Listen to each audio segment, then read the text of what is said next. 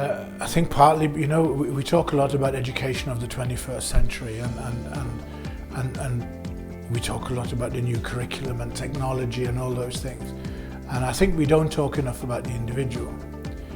And one of the consequences, I think, of developments educationally and in terms of society is that the individual matters more. So if we take schooling as it was, let me use the United Kingdom as an example.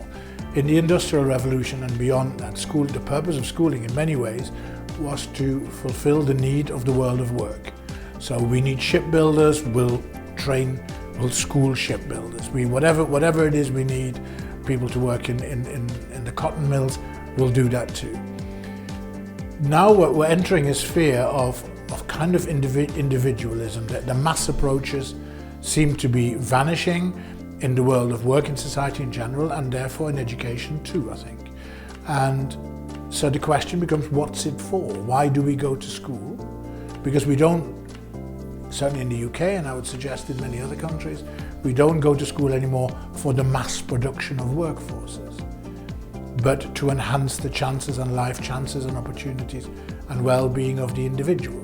So therefore we need to focus more on individual children's aspirations. And I think our education system, our schooling system, particularly at secondary age, is set up through economies of scale with schools that are so big that actually we don't get the chance to get to know the individual. We know their children's academic potential, we know their attendance record, we know their grades, we know if they're like me, naughty, then we know that they're naughty. But apart from that, certainly for 80% of them, they're still part of that mass. And so therefore to create a focus on the individual child, their aptitudes, their skills, their interests, their dreams, their aspirations, is incredibly important. And then combined with that, you have that thing that every child lives in its own contextual bubble. So if I'm a girl, then I'm expected to behave in certain ways. If I'm black or white, I'm expected to behave differently. If I come from a socioeconomically deprived background, then certain things don't seem to be accessible to me. So to get to know the children individually better and their circumstances better allows us as educationalists to help them fulfill their own potential more. That's it, I think. So it's about that really. And I think the other thing is increasingly we need to think about, and I said this at the conference, we need to stop asking children about what they want to be. We need to focus on who they want to be. This is an interesting thing as well, which exercises my mind a lot. Technology, as you and I know, technology is kind of speedily developed, and everybody has told you and I for years that our lives would get easier because of all the technology. Right? And we might even at some point work 4 days a week. Pepper, it doesn't feel like it, right? Because what technology does to me is that emails arrive at 1 o'clock in the morning or whatever. But I have the trust and the faith that at some point the technology will help people have more time. So one of the things we need to think about with our children is about the who they want to be, as in, if you had an extra day per week, how would you meaningfully use that? Surely not sit behind the screen for a whole day, but you might go and volunteer, or you might go and whatever. So it's about that development that sits with that as well, I think.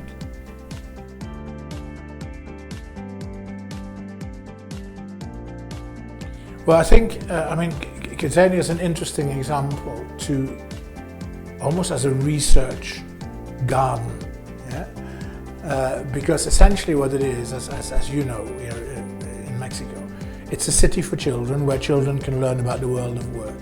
And from aeroplanes to operating theatres to television studios and theatres and sports grounds and couriers and supermarkets, you name it.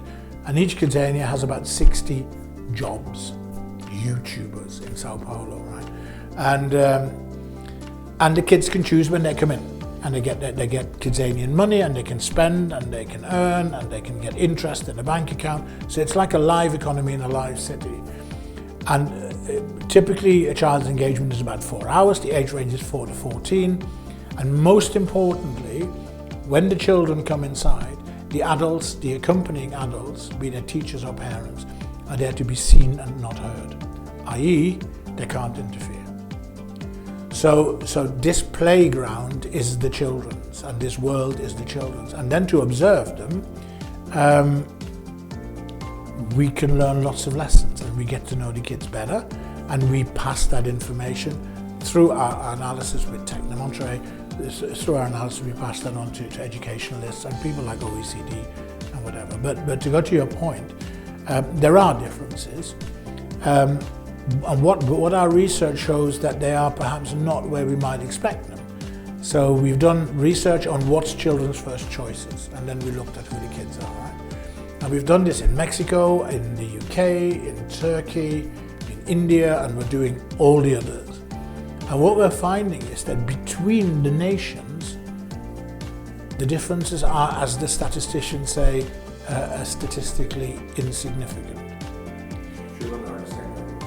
Yes, and that's an interesting thing, and I think the answer to that is simple. I think there is something like a globalization of growing up. I had no idea in how many languages Peppa Pig exists, for example, and YouTube, of course, is a global phenomenon. And at the same time, KidZanias are in malls, in shopping malls, and sometimes when I travel a lot, I don't know which country I'm in, because when I walk into the mall, be that mall in Kuala Lumpur, be that mall in Mexico City, or be that mall in Dubai, I see the same brands. I see the same shop layouts, right? There's a Zara, an H&M, an Adidas, whatever it is shop in all of them. And literally you have to think, where am I today? So you think of the impact of that imagery and that storytelling on children, and maybe it's not a surprise that they're not that different. But there are differences within that are very clearly pronounced. So, and I think sometimes we, as the educators or the policymakers, thought that we were doing better than we are. So our research shows that all stereotypes are set at the age of 4, and probably before. And actually that they are as bad, if you wish, as they could be. So you take activities for 4-year-olds, you go to the aeroplane, cabin crew pilot, 90% girls cabin crew, 90% boys. And so it permeates throughout the city. And the interesting thing for me on that one is it's at the age of 4. So this is before they go to school.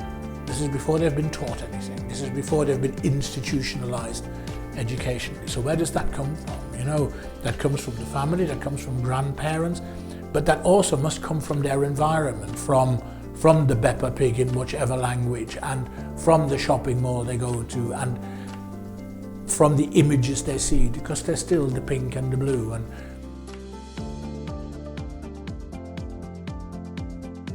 I think we must not make the schools responsible for everything. There's a very it seems to be a global phenomenon, right?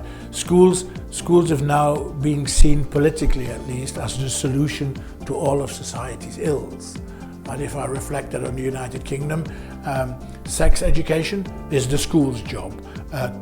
Drug education, it's the school's job. Knife crime, the school will deal with it. Where are the other components of society that are meant to be the role models and lead by example? I love the school that my wife's principal of, because it's a school that functions against the odds, and it also shows what's possible. And I don't just mean about the academic, right? So I walk into that school and every child will say good morning. And when I walk down the corridor, the children will hold the door open for me. They will ask me, if I say, how are you this morning? Their reply will be, I'm fine, thank you, how are you? That wasn't taught in a classroom. That was modeled by the other adults around them. And I think one of the things that our research shows is that, it's my question, particularly around the 4-year-olds before they go to school, who is the teacher? Who is responsible for where they are? We all are, aren't we? And the minute we realize that, the minute we know that we are role models, all of us, then we should stop throwing rubbish out the car windows. Yeah? It permeates through life. We should stop sitting behind screens all the time. We should put them away and have conversations. Very simple things that move those things on. It isn't all about teaching, and it is about the awareness. If you, and I'm absolutely certain that at a university of your standing, if Tec de Monterrey knows that it has a number of students who originate from socially deprived backgrounds, you know who they are, you can easily put them in touch with other students who will look after them and put together a mentoring program, because it's what you do well. If we teach to the masses, going back to the early point, then we don't know our individual people and we can't do anything about it. And in the end, I think we will harvest tremendous success if we do that, because it is about the individual and looking after them. So I see a lot about scholarships, and we were talking about it the other night, weren't we? So what particularly independent schools, private schools do, is they give a scholarship. And what that means is they will pay the fee, or they will waive the fee for the schooling. Right? But put yourself in the child's shoes. They still need a uniform in many schools. They still can't afford to go on all the trips. They still can't quite be like all the others. So my suggestion, yes.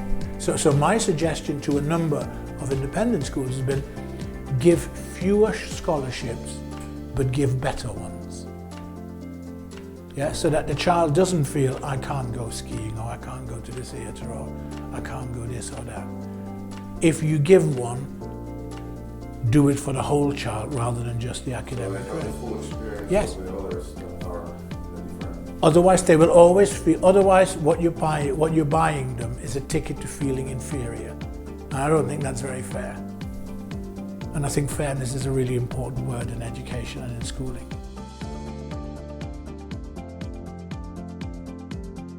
My wife is a principal of a school in England, of a number of schools, but one of those schools is in what is statistically seen as a very deprived area. And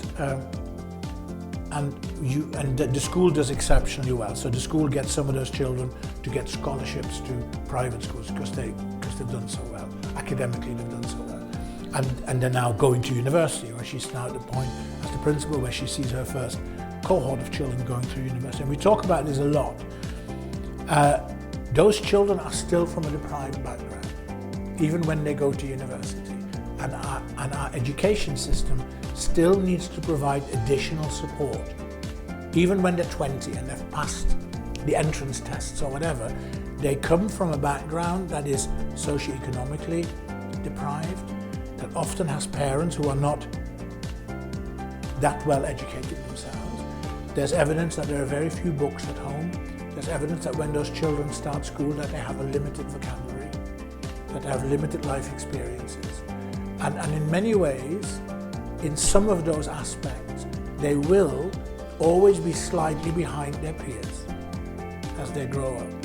And it becomes our responsibility, going back to your very first point, to keep knowing our individual children, students, and to keep providing support where it's needed, be that through mentors, or be that through additional tuition, or be that through additional activities. We have to keep supporting that until they come out of their cocoon and the butterfly can fly. But I think that's much later on, because I think confidence, for example, is something that takes a long time to build up in all sorts of circumstances. Simple example, a good friend of mine, Bill McFarlane, who's a television presenter in the UK, and Bill wrote a book called Drop the Pink Elephant. And I urge everybody who works with children to buy the book and read it, because it's about language, and it's about the language that we unknowingly confront our students and our children with. So when you do a tour of a school and you look at all the signs in the school, it tells you everything you can't do. Don't talk, don't walk on the left, don't run, down, negative, right? So Bill says, change the wording, put walk. Yeah, please be silent, or whatever. Positive as the language. Ever since I've read that book, Every email I write, I go back over and I take out the no's and the can'ts and the don'ts. And in a sense, that is your reflection. And no, we will never get it right. But the fact that you might have dinner over the weekend and you talk to your friends about it, it's about empowerment. It's about us also, schools, turning to parents and saying, you're part of this. You may feel that we've excluded you of this process, but you're part of this. We can school your children without you, but we can't educate them without you. Yeah, so you need to take an interest when they come home and help and co-educate them at home. Ask them what their homework is, ask them what was difficult. Yeah? And maybe schools, I've said this to some elementary schools, once a week you should set a family homework. Yeah? And the homework can only be completed if the whole family takes part. That might just be watching a David Attenborough program for half an hour or whatever, right? On plastics and the harm that does. But I think schools are also guilty of this divide in that they've gone, well, we don't like parents coming in very much. We build a fence around the school or whatever it is, right? And I think we need to open those fences because as my wife's motto, the motto in my wife's school is, every child is everyone's responsibility.